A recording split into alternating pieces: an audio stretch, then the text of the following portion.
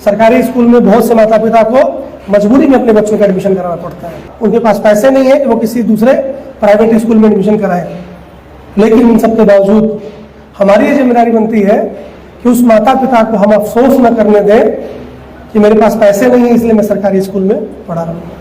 3 में बीपीएससी से चयनित होकर आए हैं, तो जिस संस्था ने आपका चयन किया है उस संस्था की गरिमा भी रखना आपका दायित्व है।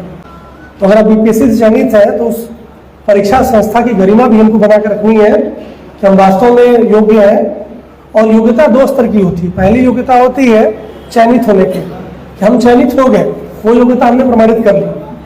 और योग्यता के बाद दूसरी बात आती है निष्ठा की, कि हम अपने आप को अपने कर्तव्य के प्रति कितना निष्ठावान रखते हैं।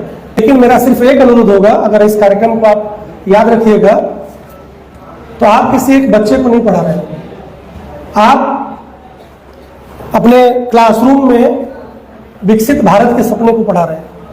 देश की आज़ादी को 77 साल हो गए, अभी भी हम लोग बेसिक सुविधाओं के लिए संघर्ष कर रहे हैं। सरकारों ने लाख प्रयास किया है, समाज ने बहुत उन्नति की है, लेकिन बहुत बड़ी यात्रा तय करना बाकी है, क्योंकि इस देश पर जनसंख्या का भी एक बहुत बड़ा बोझ हमारे सामने है। आज पूरी दुनिया में सबसे ज्यादा जनसंख्या भारत में निवास करती है।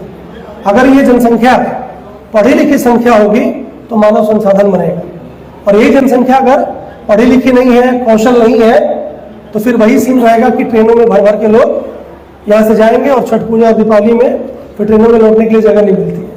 तो ये हमें तय करना है। मैं भी 14 साल से बिहार में सेवा कर रहा हूँ, और बाहर के लोग पूछते हैं कि ऐसा क्या है बिहार में। अभी बजट पेश हुआ, पूरे देश के बजट आपने देखा, प्रति व्यक्ति आय में बिहार अभी हम लोग नीचे हैं।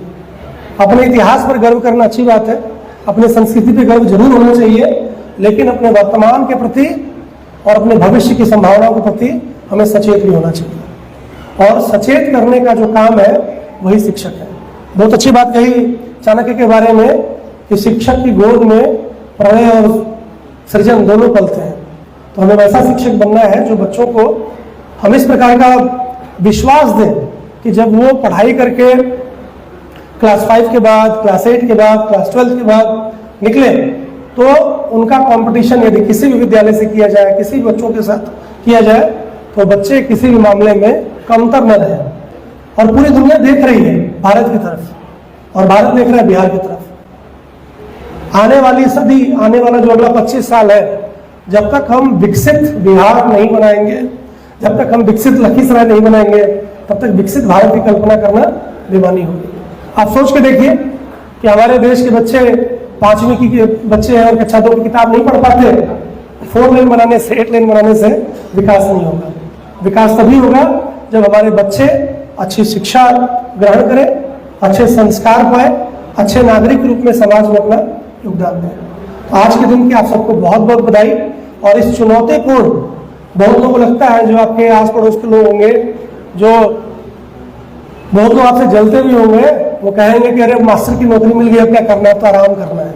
समाज में इस तरह का परसेप्शन बना हुआ है, क्योंकि लोगों ने इस तरह के चित्र लोगों के सामने रखे हैं कि स्कूल में मैडम लोग कुछ नहीं करती हैं, खाली स्वेटर बुनती हैं। मैं गलत नहीं कह रहा हूँ, लोगों का परसेप्शन है। इस परसेप्शन को कौन बदलेगा? पीएचडी डिपार्टमेंट के लोग को नहीं बदलेंगे, रोड डिपार्टमेंट को तो नहीं बदलेंगे। इस परसेप्शन को बदलने का दायित्व शिक्षा विभाग के कर्मचारियों का है, इस परसेप्शन को बदलने का दायित्व शिक्षकों का है।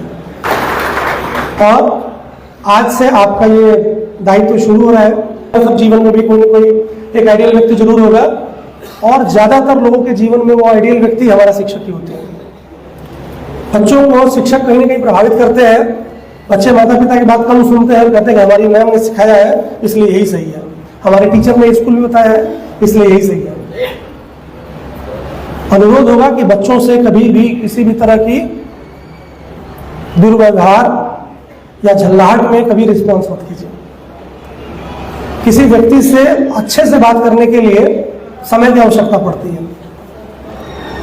आप उसी विद्यालय में अगले 20 साल, अगले 30 साल रह जाएंगे, वो बच्चा आपके पास, कोई बच्चा 4 साल के लिए, कोई बच्चा 5 साल के लिए, कोई 7 साल के लिए, फिर वो बच्चा दोबारा आपको नहीं मिलेगा। तो हमेशा ये कोशिश होनी चाहिए कि बच्चों को मेंटल लेवल पर भले हम सेटिस्फाइड न कर पाए, हो सकता है उनके दिमाग में कुछ खुराफात है, कोई सवाल आए, हो सकता है उस सवाल का जवाब हम नहीं जानते हो, लेकिन उन बच्चों का आत्मविश्वास कभी नहीं तोड़ना है।